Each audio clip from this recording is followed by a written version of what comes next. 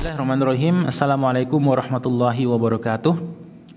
Bagaimana ya Ustadz cara menghadapi mendidik anak kembar laki-laki, Masya Allah.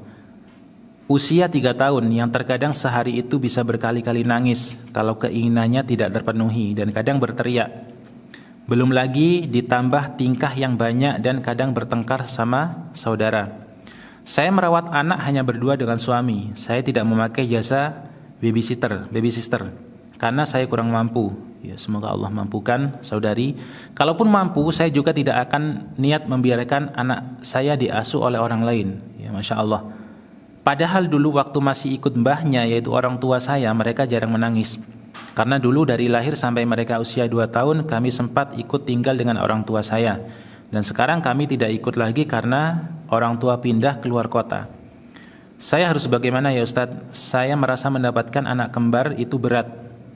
Tapi saya tidak mau sampai mengeluh, apalagi tidak bersyukur. Semua itu kan anugerah dan sudah ditentukan Allah.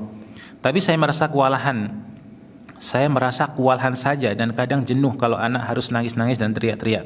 Alhasil saya jadinya emosi dan marah-marah. Bagaimana saya menghadapi semua itu ya Ustadz? Mohon nasihatnya. Jazakallah khairan wa anti jazakillah khair.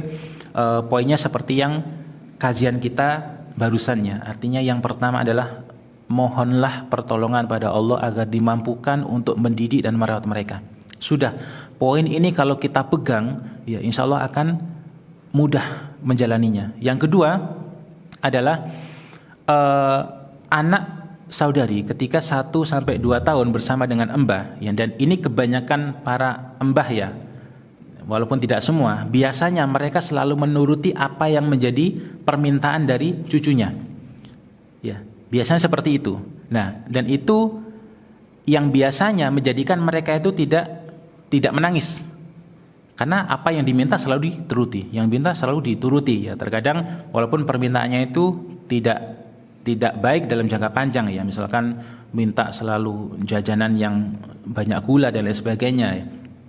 Kemudian apa yang harusnya saya lakukan? Sinergi dengan pasangan, sinergi dengan ayahnya. Bahwasanya terkadang dan memang ketika para ibu itu dia selalu bersama dengan anak-anaknya yang masih kecil 24 jam, terlebih yang sedikit mendapat bantuan dari suaminya dalam merawat dan menjaga mereka juga, itu akan sangat rentan untuk mengalami stres ya. Maka sinergi dengan suami ya, sudah sinergi dengan suami, artinya utarakan ini dengan suami bahwasanya coba Abi juga membantu merawat mereka atau apalah yang bisa kalian lakukan ya, yang anti yang paling paham keadaan keluarga anti di dalam rumah tersebut ya. Kalau saya pribadi komitmen dengan istri ya, kita sinergi dalam merawat anak-anak ya. Misalkan istri sedang sibuk sesuatu dan itu waktunya anak-anak mandi ya, biasanya saya yang memandikan mereka, saya yang nyebukin mereka, saya yang nyuapin makanan ke mereka dan lain sebagainya. Yang mana itu akan menjadikan istri merasa terbantu ya, sedikit bebannya terkurangi dengan keadaan tersebut ya.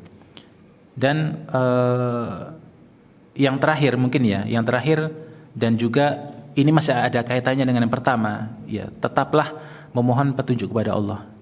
Kalau saat kita merasa berat ketika kita punya anak ya, bahkan kembar, Masya Allah, kembar 2 laki-laki semua, coba sesekali anti lihat pada saudari atau saudara atau teman yang mereka masih belum punya anak, bagaimana cerita mereka merindukan sosok seorang anak ya. Dengarkan cerita mereka ya, insya Allah dengan hal-hal seperti itu, membandingkan suatu nikmat yang kita rasakan sekarang ini dengan segala macam problematikanya ya. Punya anak adalah sebuah nikmat ya, akan tetapi merawat anak ya, mendengar teriakan mereka setiap hari itu juga satu paket dengan nikmat tersebut ya. Terkadang membuat kita stres juga ya. Coba dengarkan suara hati teman-teman kita yang mereka belum punya anak ya, itu insya Allah akan membantu kita kembali kepada mode awal, yaitu mode bersyukur kepada Allah. Dan sekali lagi